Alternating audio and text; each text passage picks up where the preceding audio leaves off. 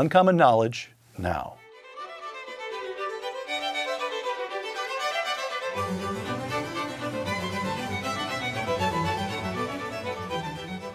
The civil rights movement, that aspect of the 1960s, represents an achievement and a noble moment in American history.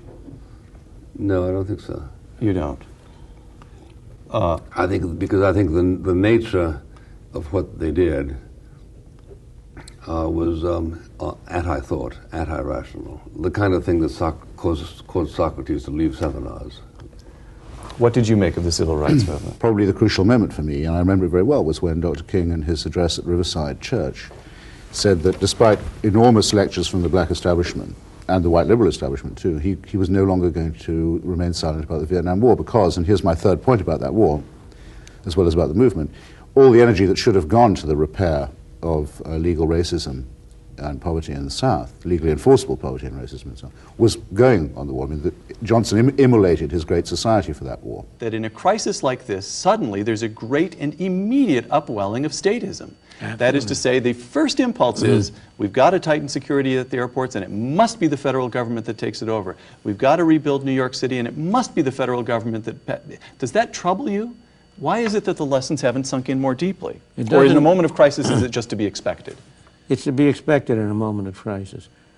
Unfortunately, the hardest thing for people to understand is that maybe if you leave things alone, it'll be better than stepping in and trying to do something. President Obama is giving us, quote, jobs you can raise a family on. Tom? You know, it's like someone once said, it's like being a mosquito at a nudist colony. You don't know where to start. Mrs. Bush began referring to your post-presidential years as the afterlife. Right. So how did you think through what you wanted to accomplish in your afterlife? Well, the other person who has served as a role model for me for a long time is George H.W. Bush, who famously said, you know, once you leave the stage, you stay off the stage. And I thought long and hard about that. But I really don't want to be in the public eye anymore and feel a certain sense of liberation not being out there. That the one time you raised your voice to the President of the United States was when he was in Florida. He'd just been informed of a terrorist attack. Yes. His impulse was to come back to Washington, and you said? I said, I did something I never did again and had never done before. I raised my voice to the President of the United States. I said, stay where you are. You can't come back here. As we speak, in the U.S., we have 7,500 strategic nuclear warheads, in a sense directed against Russia. Each one on average 20 times the kill capability of the Hiroshima bomb, which killed 200,000 people. Of the 7,500, 2,500 are on 15-minute alert to be launched on warning. 2,500 on 15-minute alert with a kill capability 50,000 times that of the Hiroshima bomb. It's insane.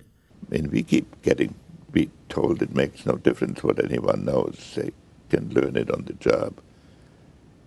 On the job in Washington, you can't learn. You can use up your substance, but it's very hard to acquire it.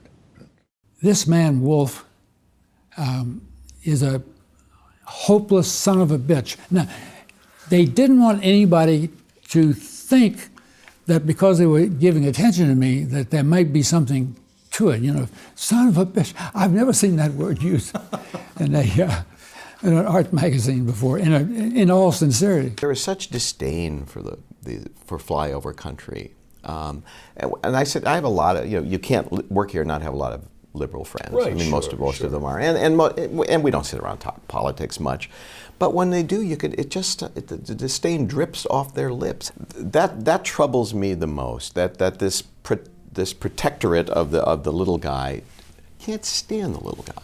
Quote, liberal victories advance liberalism. Conservative victories only postpone liberalism. We have 3/4 of a century of lived American experience, Senator, that prove you're on the losing side.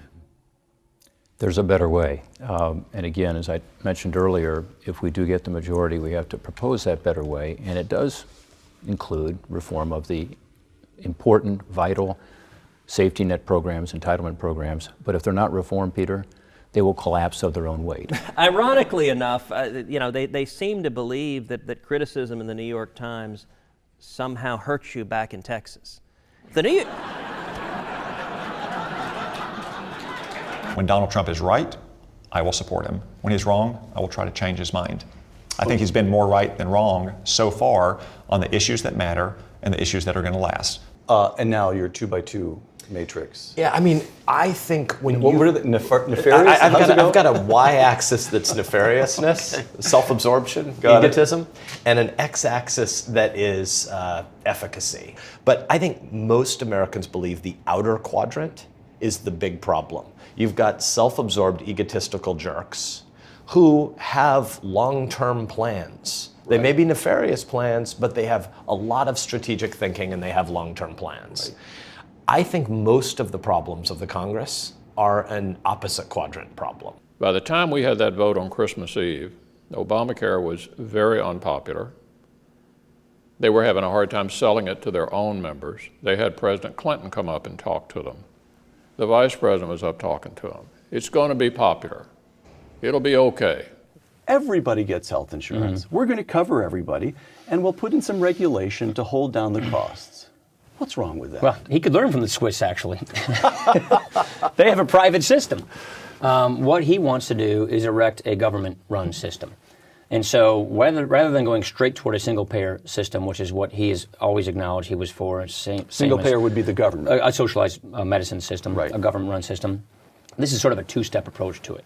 And so what at the end of the day you're going to get out of this kind of a system are basically, 5 or 6 really large insurance companies who are like public utilities, who are de facto run by the government, giving you different shades of the same color of insurance.